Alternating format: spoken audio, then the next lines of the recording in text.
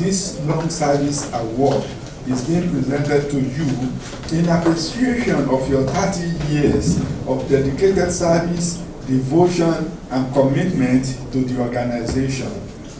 Thank you.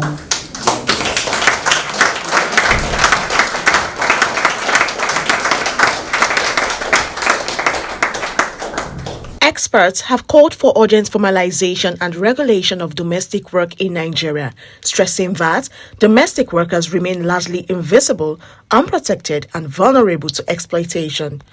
They made this known at the conclusion of the 5-day 7th Annual Criminal Law Review Conference organized by the Rule of Law Development Foundation in Abuja. Mrs. Ozioma Izuora, lecturer based University Abuja, said that domestic workers are the people you see every day.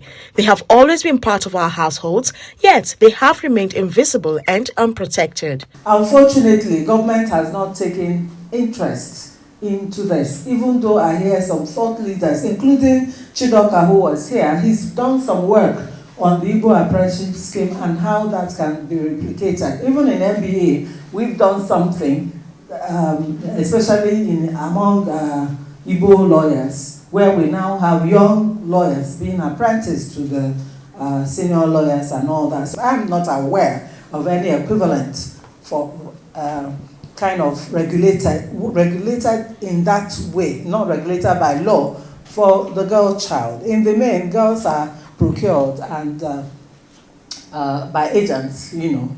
If you raise children, and I raised 5, my life was a collection of the girls that came. There was a time we ran into schemes where they would send you a girl. 3 months you depended on this girl, and then they came and got her, said somebody was dying at home, and they would send you somebody else. It became a racket. All sorts of things went on. There were no contracts, no negotiations.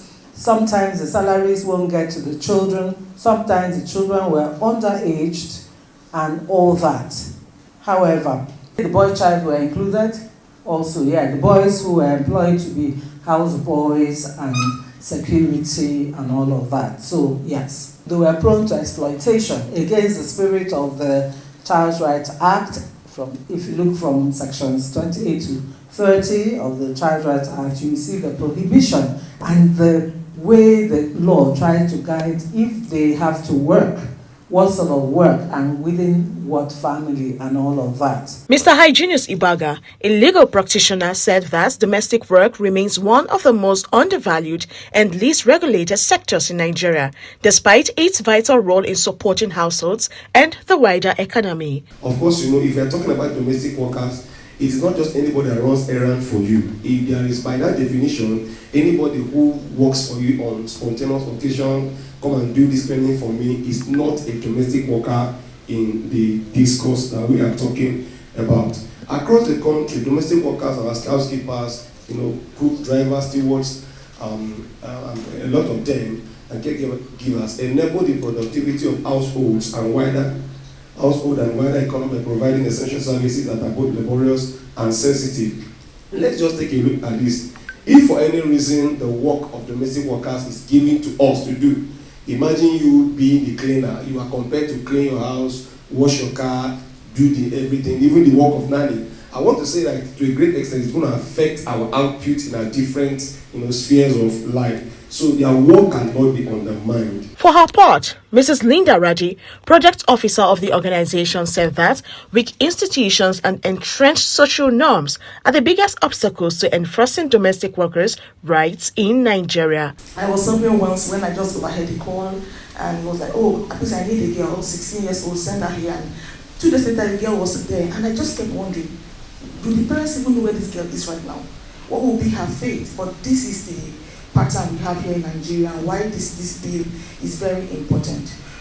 Recruitment often happens without written contract also. That way, the power imbalance favors the employer while the domestic workers, especially the underage ones, are left helpless. Now, some existing labor laws may not cover all domestic workers. Employer resistance is another challenge we are expecting because of the fear of increased costs. Some of them pay as low as or as much as 30,000 naira currently, and telling them now to have a fixed wage might not work out. In his remarks, Mr. Masood Oredola said that there should be greater protection and fair treatment of domestic workers in Nigeria, drawing on Islamic teachings that highlights leadership, duty, and compassion within households. We have been enjoined that you should not assign work that will overburden or overwhelm these domestic workers. And if you dare do so, you are enjoined to assist them. And this is, from this hadith, that is where some Islamic jurists evolve the concept that when you give them additional work, then it's either you increase their salary or you pay them overtime so that they will enjoy working. And a perfect example of this is when you go abroad, for overtime you get double the rate that you get for normal work. For work on public holidays, you get double the rate. So people enjoy doing overtime and they enjoy working on public holidays. So then I want to draw attention briefly to another aspect or another hadith saying of the Prophet Muhammad sallallahu alaihi wasallam.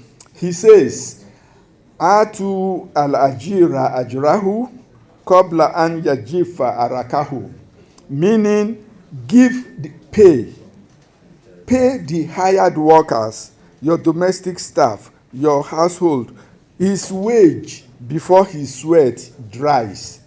And that is why you don't pay them token. You pay them what will gladden their hearts so that they can do your work even beyond what you have assigned to them. Admittedly, law is not moral, legality is not morality. How be it, with or without adequate protective legislations, lacunas and all, on the plight of domestic workers, let us be reminded that whoever is willing to secure the good of others has already secured his own happiness and good. The universal golden doctrine is do unto others what you wish to be done for you.